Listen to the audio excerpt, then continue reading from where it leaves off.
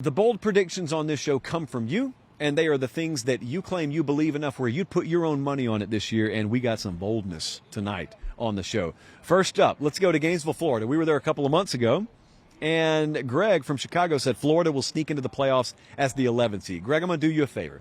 This is already bold enough. I'm not even going to hold you to the 11th seed, because if they make it as the 12th seed, I'm not going to say you were wrong. So let's just say Florida makes the playoff. Even then, that's a 9.5 on the boldness scale. They've had 3 straight losing seasons. To go from that to playoff against this schedule is a bridge a little bit too far for me. Now, Greg, if it does happen, it's a 9.5. It's not a 10, so it could happen. If it does happen, there is a returning quarterback there. It'll probably be because of that. They've got back-to-back top 15 recruiting classes. They've been top 10 in portal. They've got a top 25 returning production roster, and they've got a top 20 talent roster overall. This is the formula with a lighter schedule for a team to make a quantum leap. The thing about Florida is their output could be leaps and bounds better than it has been, and then be a 6-6 or a 7-5 team, just because that's what this schedule dictates.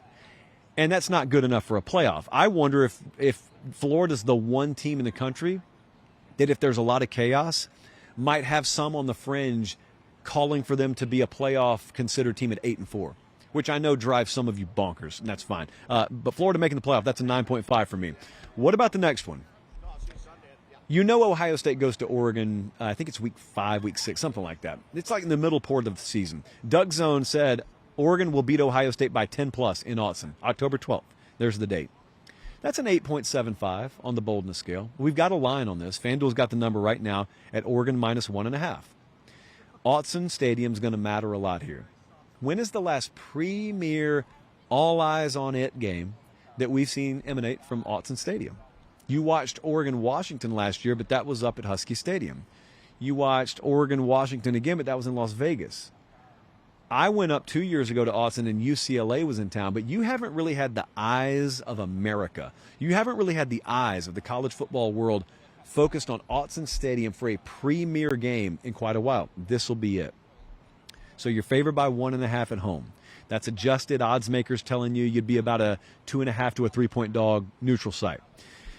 Oregon secondary will be tested here. So Oregon secondary would be the question of that team, and then the other question is just raw physicality. But here's the other part. So if this were to happen, maybe it's because Ohio State's offensive line's overwhelmed by the noise and the physicality that Oregon can bring. So there's a world where this happens. It's not crazy. We score in 3s and 7s, not 1. So it's not crazy that, you pop a couple on them, boom, that's worth 14 points, and voila, Oregon's won like 38-24 or something like that. It's an 8.75 because Ohio State's a really good team, but it's not impossible. Next up, this one's pretty bold as well, but you got to know schedule to know that this isn't crazy. AJ from Jacksonburg, Ohio. Kyle McCord leads Syracuse to a 10-2 record and an ACC championship game appearance. They don't win it. They just go. That's a 9, but no bolder. Just a 9 on the boldness scale. Kyle McCord's there, transferred in from Ohio State. So they got experience. They got Fran Brown, an entirely new coaching staff up there. Sometimes that's a good thing. Look on your screen. And if you're not watching, if you're listening, let me tell you, the schedule for Syracuse is up. And there is no Clemson. And there is no FSU. And there is Miami. But they're at home, last game of the regular season. So there is a world amidst the Ohio and Holy Cross and at UNLV, and there is a world, UConn's on there as well, there's a world where they're the most anonymous 10-2 team in the world. Not great, but there is a world where that happens. They play 5 of the bottom 8 odds teams in the ACC, so maybe, possibly it's there. That's still a 9, but it's on the fringes of believability, enough for me. And the last one, I'm not going to call this one quite as bold. It's a really fun one. It may be the most fun, bold prediction we've had. Think about all the teams that wear red, and then listen to Grant from Frisco, Texas. 3 of the final 4 teams in the playoff will wear red as their primary color.